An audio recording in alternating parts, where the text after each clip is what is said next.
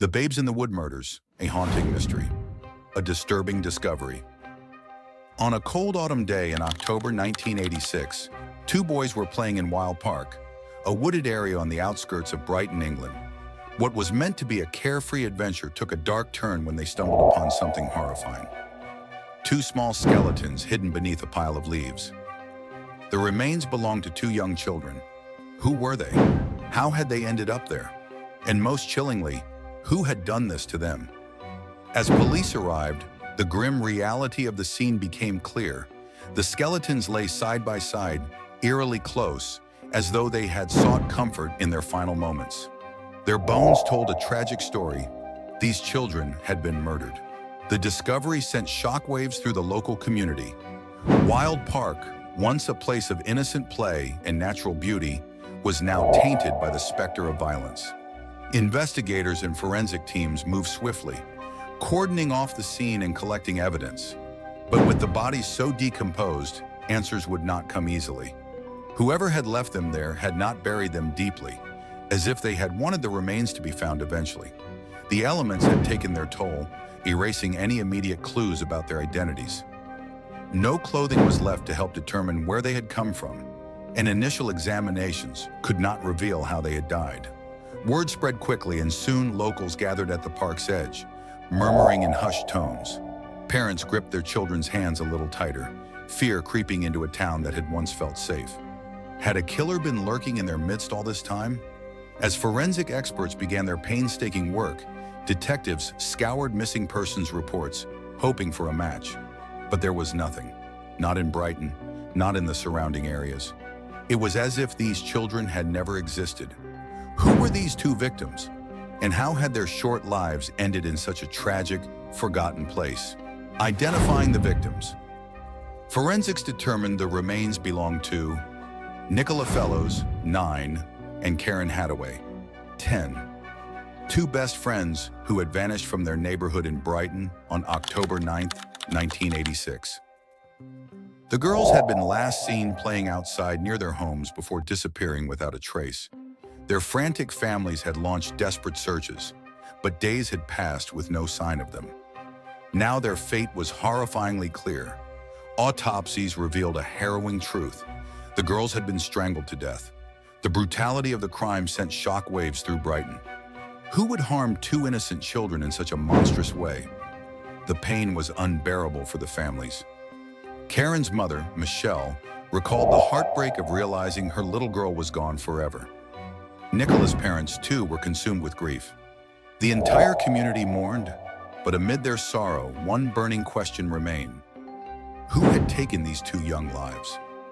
The police launched an extensive investigation. Detectives went door to door, speaking with neighbors and searching for witnesses. Tips poured in, but there was little solid evidence. However, one name continued to surface. Russell Bishop. The investigation. Detectives worked tirelessly to piece together the girls' final hours. Witnesses reported seeing them with a local man, Russell Bishop, a petty criminal known in the area. He had a reputation for unsavory behavior, and suspicion quickly fell on him. Bishop was arrested and put on trial in 1987, but a lack of concrete evidence led to his just shocking acquittal. The prosecution's case was shaky. There were no eyewitnesses to the murders. Forensic testing was still in its infancy, and inconsistencies in witness statements created doubt. The defense capitalized on this uncertainty, portraying Bishop as a scapegoat rather than the true culprit. The jury deliberated, and to the horror of the victims' families, Bishop walked free. The devastated families were left without justice.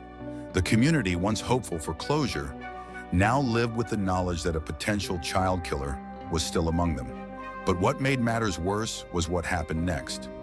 Despite his release, many still believed Bishop was guilty. His behavior after the trial raised further suspicions. He taunted the victims' families, openly mocked investigators, and even gave smug, attention-seeking interviews, proclaiming his innocence while smirking at the cameras.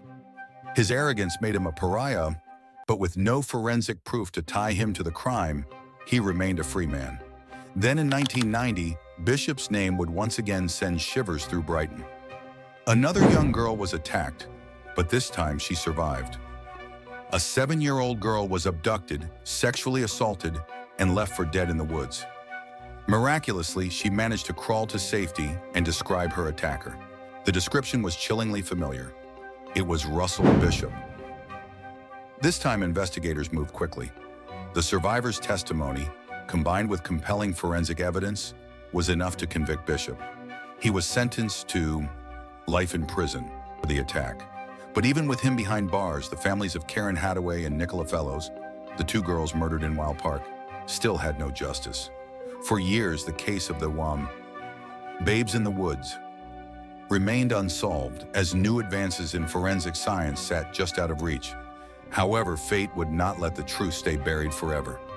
A shocking turn. In 1990, Bishop struck again.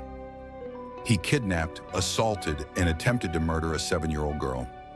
This time, he was caught and sentenced to life in prison.